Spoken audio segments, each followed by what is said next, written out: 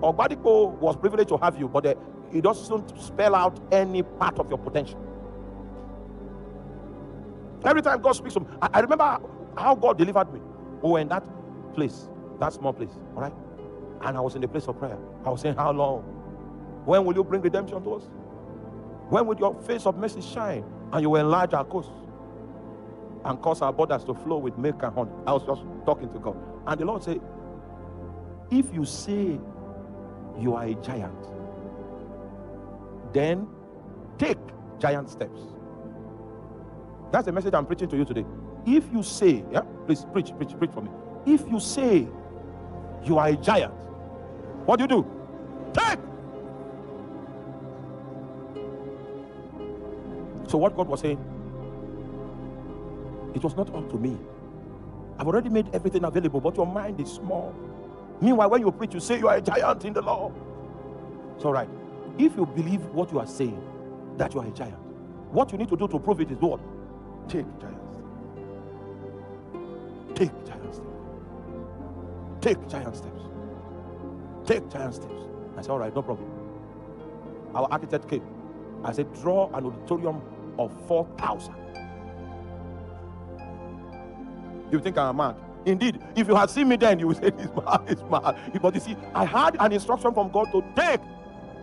So, I want to take the step. If they fail, then I'll go back to God and say, Oga, I was on my own. I was doing well.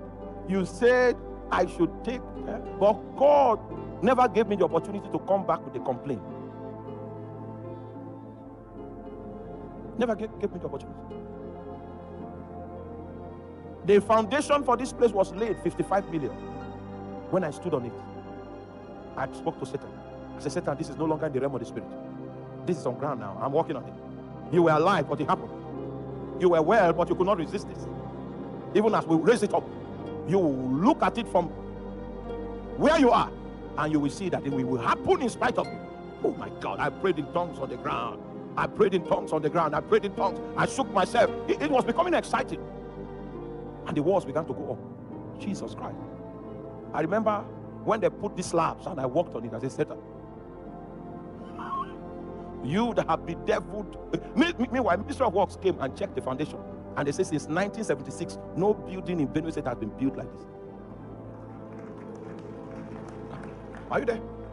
The Guild of Engineers, they came, civil engineers, correct. They came to check whether our building was according to specification. It exceeded current specification for safety. It exceeded it. They thought that, okay, the thing was deficient so that they can ask for bribe. They left dry. I say more Korea Bakanemi. Dry. Then they stopped coming. They were supposed to come like 4 or 5 times. So what we did was, if we build, we'll snap it and then we'll keep it on the dashboard so that even if they forget to come, all the things they're looking for is on the dashboard. They didn't come again.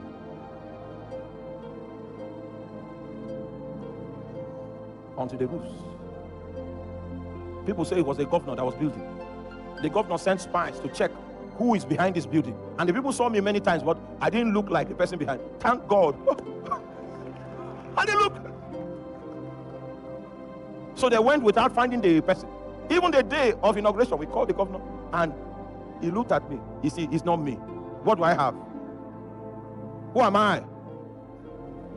But Jesus was the one that trained my mind. He said, if you say you are a giant, do what? Take giants. The next giant step we had to take was the cable television. We said broadcast to Africa, broadcast to Europe. Then we started. We had to go on 2 satellites. The satellites that you will not find so much preaching, so that we can transmit from that angle. It looked impossible. Then, when we did it, I was watching it. I said, so we are on cable now. So I will preach, and then I'll go on cable and see myself. It has increased my mother's lifespan. It has increased her lifespan. That in my lifetime you did this. I said, no, the Lord. This is the calling I was telling you that I had. Do you understand that? Meanwhile, when I was studying the Bible all night those days, my dad and my mom